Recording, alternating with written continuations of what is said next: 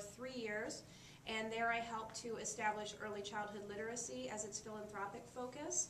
And I'm running for this position as trustee of Ferndale School Board because I'm passionate. I'm passionate about education, I'm passionate about this community, and I have a passion to serve. And I believe that my passion combined with my skill set would make me an ideal candidate. I have 3 priorities. First, obviously there are a lot of state and federal budget cuts coming, and we need to maintain our financial soundness. I plan to use my business background to oversee that and to really support the continuous innovation that we've seen from the administration in both cost management and revenue management. Second, I really want to lessen the exodus of children from our school district. It pains me that so many kids choose families choose other school districts. I would like to figure out why they're leaving and come up with a plan so that we can address those issues. And finally, I really want to address something that a lot of people don't want to talk about, which is the tension that exists, and I want to have open communication between the board, the administration, the teachers, the families, the city, all the stakeholders in the district. Thank you.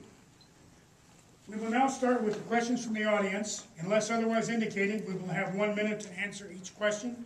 We will begin with Ms. Frederick. And the first question, do you support the governor's approach to forcing experienced teachers and administrators to retire?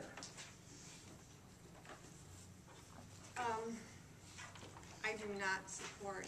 I think that with the retirement, I mean, when you look at asking experienced people to step down, I think you're really sacrificing some of the experience and knowledge that they bring to the table. And I think that equates also over to our administrators.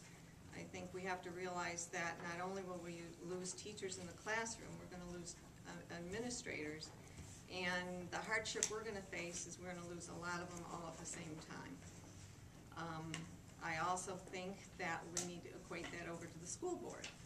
And I think if being nervous about what's going to happen there, I think the community needs to be nervous about losing quality and experienced candidates, and they would end up with the inexperience that won't carry the decisions through.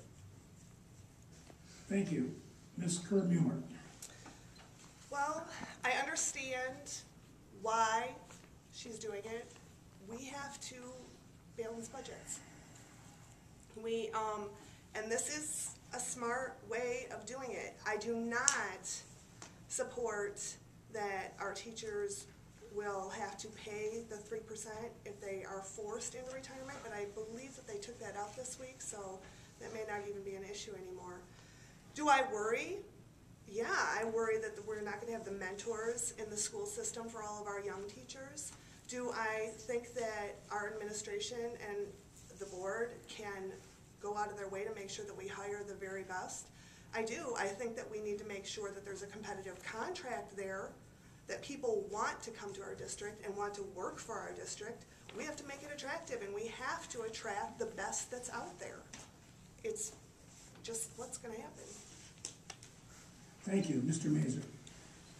No, I don't support the governor's approach to forcing the teachers, the experienced teachers, to retire. They're giving them incentives and disincentives to retire. And I think it's a terrible position to put the experienced teachers in. I believe it's not just those items, but it's also the items as far as you lose all that experience, which is a terrible loss for our students. I think that experience is what has helped us gain all the advantages, the increase in WEEP scores and other items, the good programs that we have. And I think by losing those teachers, I think we lose part of that program effort. And I think we will lose not just teachers, but also administrators, which goes back to, again, experience does count. And I do believe that the experience counts at the teacher level, at the administration level, and at the board level. And I think with my contacts in the legislature, I can help to drive that home again. Thank you. Ms. Stone. Ditto? No. You know, I understand. From a business background, I understand the bottom line need to offer these retirement packages. Mr. Major even talked about it in his introduction. He took a package from Chrysler, I believe.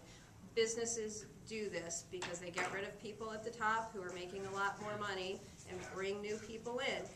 It's painful. Believe me, I know. My kids are going to experience the impact of a lot of these experienced teachers leaving the buildings and administrators.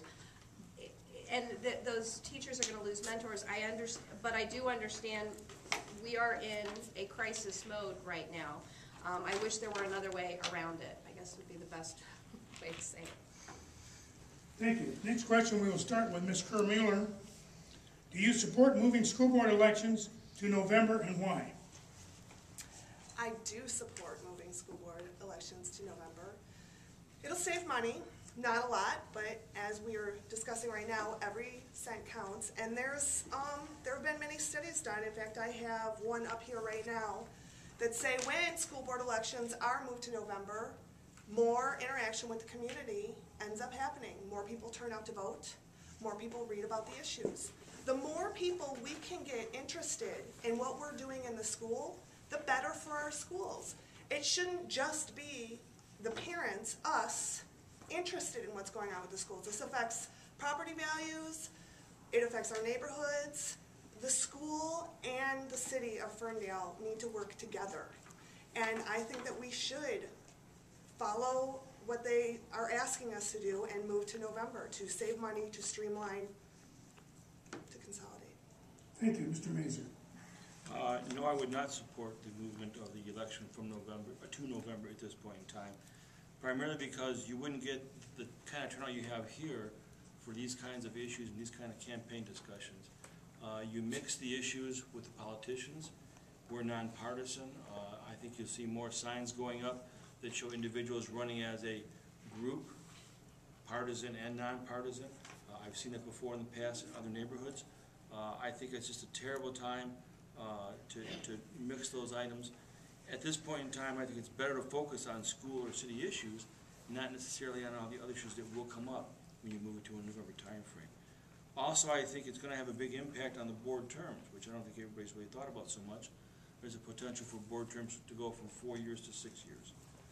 I just think it's a terrible time to do that. I think we get more focus. The people that show up for these elections, well, it may be a less number of people. It's the people that really care about the school issues, and they are the important ones. Thank you. Ms. Stahl. Yes, I think that they should be moved. In fact, I think the Senate passed a bill this week that says they're going to move them, so it may be kind of a moot point to discuss. But if it's up for discussion, yes, I think we should, for the reasons that Nan spelled out in terms of it does save money, and some people say, well, it's not that much, but you know, it's maybe $30,000. That buys a lot of textbooks. That pays some salary costs and things like that. So every dollar counts. I like the streamlining. I like the fact that more people would turn out for it. And I did hear the thing about extending the terms of the school board members. That would mean 2 terms. That's your entire kid's school career like that. And so I called around this week and I talked to some other districts, and there are districts in our county that have November elections with 4-year school board terms. Birmingham for sure is one of them, and I'm trying to remember the others. I called so many, but there are several that I talked to.